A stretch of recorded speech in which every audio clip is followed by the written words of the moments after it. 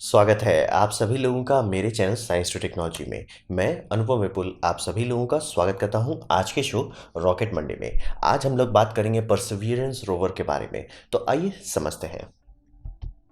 तो सबसे पहले समझिए रोवर के बारे में एक रफ ओवरव्यू ले लेते हैं। तो हिसाब ये समझिए क्यूरियोसिटी रोवर जो बनाया गया था उसकी का प्लेटफॉर्म को लेके अपग्रेड किया गया है। नासा दोबारा स्टार्टिंग से एक नया प्लेटफॉर्म नहीं बनाना चाहता, तो उससे टाइम बहुत लगता। तो जितना टाइम और पैसा बचा मतलब क्यूरियोसिटी का फ्रेमवर्क लेने से, वो उसमें नए और मोर एम्बिशियस प्रोजेक्ट्स करने लगे। यानी कि उसमें जो इक्विपमेंट्स है उसको अपग्रेड किया गया, जो ब्रेन्स लगे हैं उसको ज़्यादा रिफाइन किया गया। तो इसमें बहुत सारे चीज़ है जिसमें एक बहुत बड़ा इंप्रूवमेंट है कि इसमें जो चक्के दिए गए हैं वो बहुत इंप्रूव है, क्योंकि क्यूरियोसिटी का व्हील जो है बहुत जल्दी डैमेज हो गया। और क्यूरियोसिटी उस टाइम जिस टाइम लॉन्च किया गया था सबसे भारी मास रोवर था, तो ऑब्वियसली डेटा किसी के पास था नहीं एग्जैक्टली कि कितना फ़र्क पड़ेगा। तो क्यूरियोसिटी का व्हील्स को देख के परसिवियरेंस का रोवर बनाया जा रहा है। परसिवियरेंस का व्हील को जानबूझ के उसका ज़्यादा हष्ट पुष्ट तंदुरुस्त बनाया गया ताकि वो डैमेज ना हो सके। डैमेज होने पे ये होता है कि ऐसा थोड़ी कि हवा लीक कर जाएगा, लेकिन बात होता है डैमेज होने पे रोलिंग रेजिस्टेंस बढ़ते चला जाता है। यानी कि घुमाने में कितना एनर्जी लग रहा है वो बढ़ते चला जाता है। उससे ये होगा कि क्योंकि ये इसमें जो रेडियो आइसोटोपिक जनरेटर है वो एनर्जी बनाता है, वो एनर्जी जाती है बैटरी में, बैटरी से मोटर चलाया जाता है। अगर वो ज़्यादा एनर्जी खाने लगे तो बैटरी ज़्यादा दूर नहीं ले जा पाएगा। तो इसीलिए व्हील को संभाल के रखना ज़रूरी है। और इसमें ऑक्सीजन जनरेटर भी दिया जा रहा है। ऑक्सीजन जनरेटर बहुत इंपॉर्टेंट है, आगे बात करते हैं। और वो बहुत एनर्जी खाता है, इसलिए नए नए चीज़ किए जा रहे हैं। और यहाँ पे हिसाब यह है कि ये भविष्य के लिए एक नींव रख रहा है जिसमें कैशिंग सॉइल सैंपल्स किया जाएगा। यानी कि इसमें एक हॉलो कोर ड्रिल बिट है जो जाके ड्रिल करेगा। ड्रिल करने के बाद वो एलिमेंट को उठा के एक कैप्सूल में डालेगा। अगर वो साइंटिस्ट लोग स्टडी करते हैं, उनको लगता है कि ये सैंपल बचाने लायक है, तो उसे एक कैप्सूल में डाला जाएगा। वो कैप्सूल वहीं छोड़ देंगे। फिर दूसरा रोवर जाके, जो अभी तक बना नहीं है, वो मतलब समझिए फ्यूचर मिशन पे है, कि वो दूसरा रोवर जाके कलेक्ट करेगा और एक छोटे रॉकेट में डाल के वापस धरती की तरफ भेजेगा, या ऑर्बिट में भेजेगा, ऑर्बिट से दूसरा व्हीकल धरती की तरफ भेजेगा। तो वो समझिए वो मिशन प्लान्ड 2030-31 तक में प्लान्ड है, लेकिन उसके लिए यही नींव रख रहा है। मतलब जितना भी सैंपल कलेक्ट किया जाए, सैंपल कलेक्शन काम यही कर रहा है। और इसमें एक high risk high reward system है जिसे मार्स हेलीकॉप्टर कहते हैं।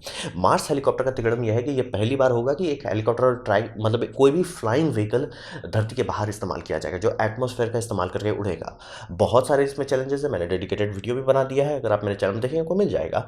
तो हिसाब वही रहता है कि ये भी टेस्ट किया जाएगा, लेकिन ये हाई रिस्क है, ये बात समझना बेहद ज़रूरी है। ये अगर फेल भी हो जाता है, नासा को कोई खास फर्क नहीं पड़ेगा, क्योंकि मेन मिशन इनका सेफ रहेगा। ये साइड मिशन है, अगर काम करता है बम बम, नहीं काम करता है ठीक है, कुछ काम चलेगा।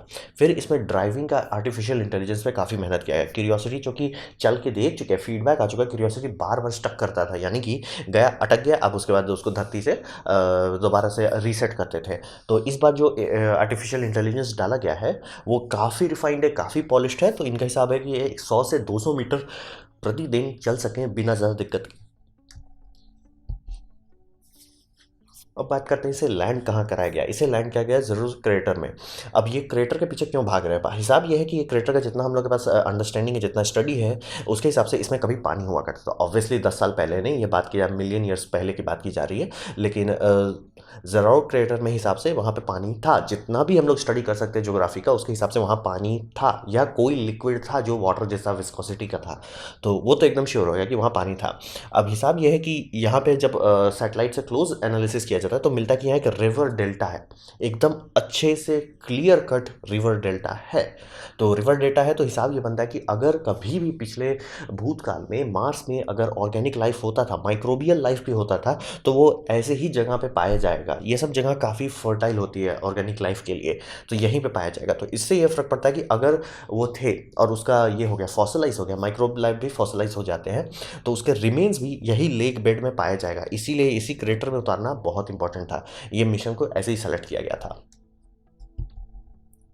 अब बात करते हैं इसका लैंडिंग वीडियो।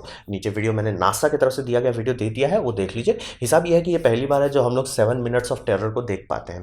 हिसाब ये था कि ये इतना भारी है, मतलब क्यूरियोसिटी के साथ भी यही बात है, ये इतना भारी था कि इसे पैरासूट से स्लो नहीं किया जा सकता था बहुत, मतलब वो उतना धीमा नहीं होता, बहुत ज़ोर से इम्पैक्ट करता। फिर आप बोलेंगे बहुत पुराने रोवर्स में तो वो बाउंसी बॉल था, तो बाउंसी बॉल इस पर क्यों नहीं करते। ये बहुत भारी है, बाउंसी बॉल वाले जो रोवर्स थे वो इस साइज़ के थे। अगर आप मारुति मारुति बोल रहा हूँ, टाटा नैनो के साइज़ का रोवर के साथ वो करेंगे वो बहुत दिक्कत हो जाएगा। और ये उससे भी भारी है, क्यूरियोसिटी रोवर से भी भारी है, 100 किलोग्राम से ज़्यादा भारी है। तो हिसाब तो सीधा सीधा था कि ये कुछ भी करके पैराशूट इसे स्लो नहीं कर सकता। तो इसको लिए चाहिए था एक स्काई क्रेन। स्काई क्रेन क्यों चाहिए? हिसाब ये था कि पैराशूट तो इसे स्लो नहीं कर सकता। अगर रॉकेट इसी के बूस्टर के नीचे लगाते हैं तो काम तो करेगा, लेकिन बात होता है डिटैच कैसे करेंगे आप। इसीलिए इसे ऊपर से लटकाने का बात किया जा रहा था।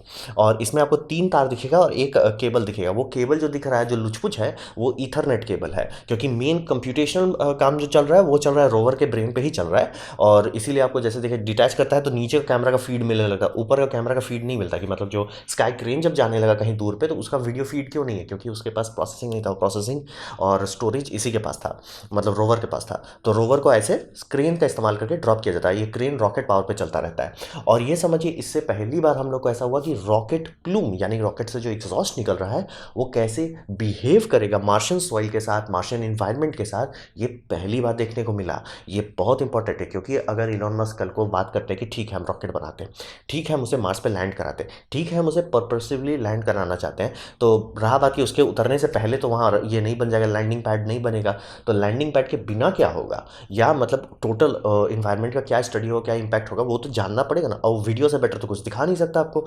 तो इसीलिए इसमें फुटेज में काफ़ी मेहनत किया गया था कि रॉकेट सबको देख सकें।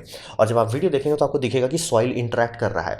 कैसे इंटरेक्ट कर रहा है वो बहुत मतलब इंटरेस्टिंग है। जिनका काम है इस बार डायनेमिक्स को स्टडी करना, वो देख के काफ़ी चीज़ अंदाज़ा लगा सकते हैं कि सॉइल किस डेंसिटी की है, कितना चांसेस है कि कितने बड़े बड़े डिब्री उड़ेंगे। क्योंकि अगर आपको पता होगा स्टैटिक टेस्ट फायर में एक स्टारशिप के साथ बूम हो गया, क्योंकि एक इंजन पार्टिकल मतलब एक समझिए कंक्रीट पार्टिकल सीधे इंजन के अंदर जाके उड़ा डाला उसको। तो यहाँ पे भी हो सकता है। और वहाँ पे आप रिपेयर तो कर नहीं सकते, रिप्लेस तो कर नहीं सकते। तो ये समझना बेहद ज़रूरी है। और जो कैमरा नीचे से ऊपर की तरफ देख रहा था, यानी स्काई क्रेन को देख रहा था, वो पहली बार दिखा कि रॉकेट का एग्जॉस्ट दिखता ही नहीं है मार्स पे। मार्स में रॉकेट का एग्जॉस्ट दिखता ही नहीं। ये बहुत अजीब लगेगा आपको, लगेगा कि मतलब ऐसे ऐसे उड़ क्यों रहा है। रॉकेट चालू है, रॉकेट फुल फोर्स पे काम कर रहा है, थ्रस्ट दिख रहा है आपको नीचे, मतलब जितने इंपैक्ट हो रहे हैं वो सब दिख रहा है, लेकिन प्लूम्स नहीं दिख रहे हैं। बहुत ही अजीब है। इसीलिए मैं ज़रूर कहूँगा वो वीडियो देख लीजिए, नीचे दिया हुआ है। तो ये काफ़ी इंटरेस्टिंग है। इसी कारण इसका लैंडिंग के पीछे में काफ़ी लोग इंटरेस्टेड है, क्योंकि इससे पहले सब स्टिल शॉट्स आता था, एक फोटो है, 2 फोटो है, दूसरा एक सैटेलाइट से लिया गया था। ये बार काफ़ी मेहनत किया गया था कि पूरा का पूरा वीडियो बना सकें। एक चीज़ मिस हो गया कि इसमें माइक्रोफोन दिया गया था कि वीडियो और ऑडियो भी आए, क्योंकि इस टाइम जितना एटमॉस्फेयर से गुजरा है, जिस स्पीड से है, इतना शॉक है कि इतना आराम से ऑडियो आ जाता है यहाँ पे।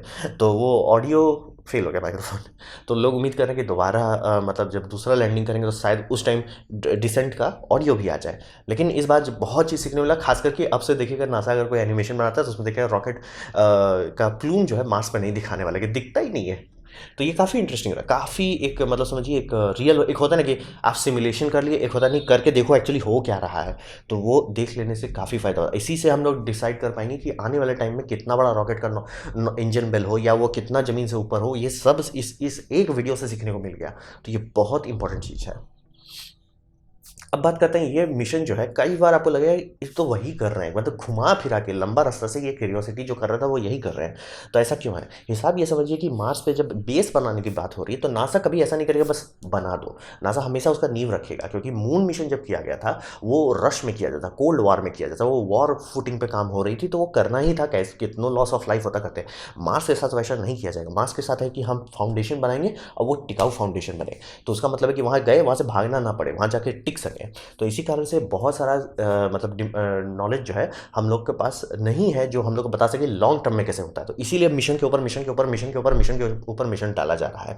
इसमें जो सबसे इंपॉर्टेंट चीज़ है ऑक्सीजन जनरेटर, यानी कि कार्बन डाइऑक्साइड को और इलेक्ट्रिसिटी को इस्तेमाल करके मतलब कार्बन डाइऑक्साइड को स्प्लिट किया जाएगा कार्बन मोनोऑक्साइड और एक ऑक्सीजन आयन में। ऐसा दो दो मॉलिक्यूल के साथ किया जाएगा और ऑक्सीजन आयन्स को जोड़ के ऑक्सीजन बना दिया जाएगा, कार्बन मोनोऑक्साइड बाहर वेंट कर दिया जाएगा, बाहर एज इन मार्स में, और ये अंदर कलेक्ट है। अब यही काम करता है, टेस्ट किया गया है। वैसे मार्स पे देखा जाए क्या ये काम कर पाता है कि नहीं, कितना एनर्जी खाता है, इसी पे डिपेंड करेगा कि इंसान वहाँ रह पाते कि नहीं। इसी पे डिपेंड करेगा कि जैसे स्टारशिप वहाँ अगर लैंड करता है तो वो अपना ईंधन बना सकता है कि नहीं। क्योंकि स्टारशिप का ईंधन बनाने के लिए दो चीज़ चाहिए, आपको मीथेन चाहिए और आपको चाहिए ऑक्सीजन। तो ऑक्सीजन ज़्यादा ज़रूरी है, तो ऑक्सीजन ऑब्वियसली उसके लिए काम चल रहा है, ये पहली बार है। और मीथेन के बारे में आप ये समझिए कि इंटरनेशनल स्पेस स्टेशन जो है उसमें एक्स्ट्रा हाइड्रोजन को हैंडल करने के लिए मीथेन बनाया जाता है। तो वो हम लोग को पता है, ये सब कोई ऐसा मैजिकल चीज़ नहीं है। बस कितनी कितनी मात्रा में बनेगा, क्या मतलब एक होता है ना कि आप लैब में किए, रियल वर्ल्ड में फेल हो गया, वो ना हो, इसीलिए ये टेस्टिंग की जा रही है। तो ये समझना बेहद ज़रूरी है कि ये मिशन में कुछ भी ऐसा नहीं है, अगर आप बैठ के समझने बैठेंगे कुछ भी ऐसा नहीं लिया वो इसलिए कर रहे हैं। ये बस समझिए एक ईंटा और रखा जा रहा है, लंबी दीवार बनाई जा रही है, उसमें एक ईंटा और रखा जा रहा है। और इसमें स्पेस सूट मटेरियल के लिए एक सैंपल किट डाला गया है, क्योंकि आप समझिए कि आप स्पेस वॉक के लिए जा रहे हैं, वो 1-2 साल तक वो सूट आपका वापस नहीं आना है, रिपेयर नहीं होने वाला, वो सूट वहीं पर रहेगा। अगर उसका कोर मटेरियल ही डिग्रेड कर जाता है मार्शियन इन्वायरमेंट के से एक्सपोज होने के कारण, तो आपका सारा का सारा स्पेस सूट बेकार हो सकता है। तो इसी कारण से सैंपल दिया गया है, इस तरह का सैंपल सिस्टम में ये सारे मतलब मार्शियन इन्वायरमेंट से एक्सपोज्ड हैं, तो पता चलेगा कि ये टिक पाते हैं कि नहीं, कि मान लीजिए वहाँ का रेडिएशन इन्वायरमेंट कैसा, उसके हिसाब से ये डिपेंड करेगा कि टिक पाता है कि नहीं। तो ये नॉलेज भी काफ़ी इंपॉर्टेंट साबित होने वाला है। तो यही समझिए, ये कुछ ऐसा नहीं है कि वाओ, ये ऐसा है कि नींव रखी जा रही है कि जैसे इस पर हेलीकॉप्टर जो डाला जा रहा है, अगर हेलीकॉप्टर उड़ पाता है तो हम लोग समझिए एरोडायनामिक्स का अंडरस्टैंडिंग हो कैसे पार्शियल वैक्यूम और लो ग्रेविटी में होता है, वो भी बहुत इंपॉर्टेंट समझिए, नींव रखी जा रही है। अब बात करते हैं भविष्य में क्या होने वाला है इस मिशन से। तो हिसाब ये है कि हम लोग और डेटा चाहते हैं, बहुत ज़्यादा डेटा। इसमें तो ग्राउंड पेनिट्रेटिंग रेडार भी दिया गया है। अगर मान लीजिए गाड़ी चलाते चलाते मिलने लगा कि ज़मीन से थोड़ा ही नीचे पानी है, क्योंकि ज़मीन के नीचे पानी है ये बात एकदम सत्य है, कितना नीचे है ये क्लियर नहीं है, प्लस कितनी मात्रा में है ये क्लियर नहीं है। तो अब भले सैटेलाइट से हम लोग ये देख लेते हैं, तो ये सब क्यों नहीं पता था। सैटेलाइट उतना प्रिसाइज इक्विपमेंट नहीं होता है, वो एक रफ आइडिया दे सकता है, हाँ या ना में बता सकता है, लेकिन एक्चुअली वहाँ जाके एक होता है ना कि गेस कर लिया, एक एक्चुअली जाके खोद के देख लिया, वो दोनों में अंतर वही हो जाता है। तो बहुत डेटा हम लोग को मिलेगा ये इक्विपमेंट में। इसमें मतलब प्रैक्टिकली अगर आप देखें तो इसमें ज़्यादा इंस्ट्रूमेंट नहीं है क्यूरियोसिटी के कंपेयर में, लेकिन काफ़ी इंस्ट्रूमेंट तब भी है। और इसमें खास तरह के इक्विपमेंट लगाए गए जो माइक्रोबियल लाइफ पे पूरा ध्यान देके बनाया गया है। होप फॉर फ्लाइट, यानी कि जो मार्शियन हेलीकॉप्टर ये अभी तक तो उड़ा रही है, जिस टाइम मैं ये वीडियो बना रहा हूँ अभी नहीं उड़ा है, शायद जिस टाइम ये वीडियो लाइव हो उस टाइम तक हो चुका हो, या मतलब एटलीस्ट टेस्ट तो कर लिए हो।